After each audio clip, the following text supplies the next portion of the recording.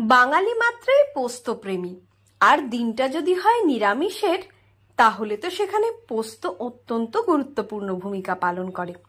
নমস্কার বন্ধুরা, আমি অপালার রান্নাঘরে আপনাদের সকলকে স্বাগত জানাই। আমার আজকের রেসিপি হলো সর্ষে পোস্ত দিয়ে পটল। তাহলে চলুন আর দেরি না করে রেসিপিতে চলে যাই।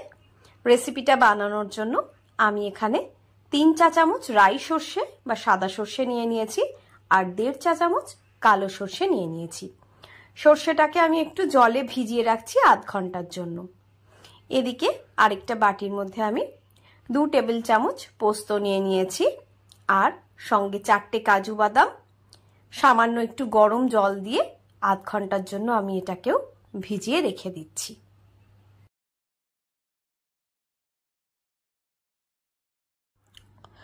পটলগুলোকে ভালোভাবে ধুয়ে পরিষ্কার করে নিয়েছি।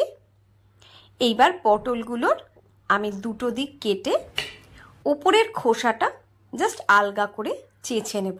আমি কিন্তু পুরু করে পটলের খোসা ছাড়াবো না। কিভাবে কাটছি একটু দেখে নিন। একটা ছোট্ট অনুরোধ, রেসিপিটা সম্পূর্ণ দেখার পর আপনাদের যদি ভালো লাগে তাহলে ভিডিওটাতে একটা লাইক দিয়ে আমার চ্যানেলটা সাবস্ক্রাইব করার অনুরোধ রইল, কারণ আপনাদের একটা লাইক কিন্তু আমাকে পরবর্তী ভিডিওটা বানানোর জন্য অনেক উৎসাহ যোগায়।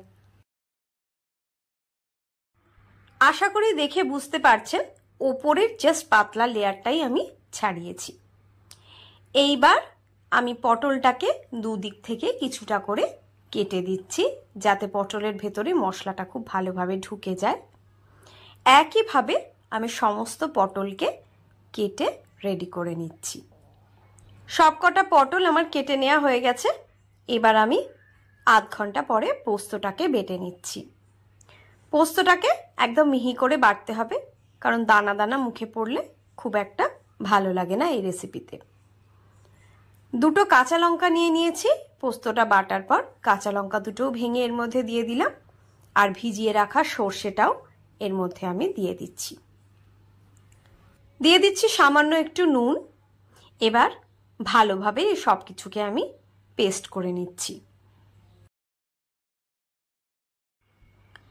পেস্টটা দেখে আশা করি বুঝতে পারছেন কতটা ফাইন পেস্ট তৈরি করে নিয়েছি। এইবার যে পটলগুলো আমি কেটে রেখেছিলাম তার মধ্যে অল্প একটু জল ছিটিয়ে নিয়ে তার মধ্যে একটু নুন দিয়ে পটলগুলোকে ভালো করে মেখে নিচ্ছি। এখানে একটা ছোট্ট টিপস, পটল ভাজার আগে পটলে চেষ্টা করবেন হলুদটা না মাখাতে, তাহলে পটল ভাজার পর পটলের রংটা একটু কালচে হয়ে যায়। সর্ষের তেল নিয়ে নিয়েছি ফ্রাইং প্যানে। তেলটা গরম হওয়ার পর পটলগুলো আমি এক এক করে এর মধ্যে দিয়ে দিচ্ছি। গ্যাসের ফ্লেমকে একেবারে কমিয়ে দিয়ে ঢাকা দিয়ে পটলগুলোকে আমি ভেজে নিচ্ছি। এখানে পটলটাকে আমি খুব বেশি কড়া ভাজা করব না, পটলটা যাতে সেদ্ধ হয়ে যায় আর গায়ে হালকা হালকা রং আসে ঠিক ততটাই পটলটাকে আমি ভাজবো। পটলগুলো আমার ভেজে নেওয়া হয়ে গিয়েছে। এবার আমি পটলগুলোকে তুলে নিলাম। ওই একই তেলের মধ্যে আমি 1 চা চামচ কালো জিরে দিয়ে দিলাম আর 2টো কাঁচা লঙ্কাকে চিড়ে এর মধ্যে আমি দিয়ে দিলাম। কালো জিরে আর কাঁচা লঙ্কাটাকে ভালোভাবে নেড়ে চেড়ে নিয়ে বানিয়ে রাখা সর্ষে পোস্ত আর কাজু বাদামের মশলাটা এর মধ্যে আমি দিয়ে দিলাম অল্প একটু জল আর 1/2 চা চামচ মতন হলুদ গুঁড়ো। সব কিছুকে ভালোভাবে নেড়ে চেড়ে নিচ্ছি। মশলাটাকে একটু কষিয়ে নিয়ে বাটিটা ধুয়ে বাকি যে জলটা ছিল সেটাও আমি এর মধ্যে দিয়ে দিলাম। এই জলটা আমি ততটাই দেব যতটা আমি গ্রেভি রাখতে চাই সেই আন্দাজ করে। এবার এর মধ্যে আমি সামান্য একটু চিনি দিয়ে দিলাম। দিয়ে দিচ্ছি স্বাদ মতো নুন।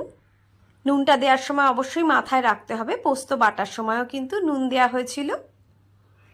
এবার এক এক করে ভেজে রাখা পটলগুলো এর মধ্যে আমি দিয়ে দিচ্ছি।